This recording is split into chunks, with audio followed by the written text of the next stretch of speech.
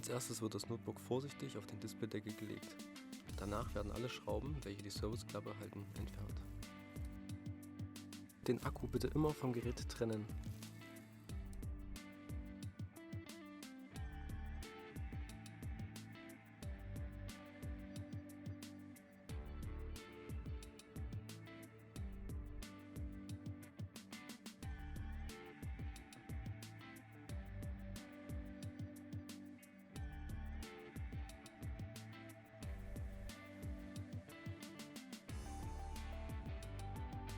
Um ein Modul zu entfernen, müssen die Halteklammern vorsichtig nach außen gedrückt werden.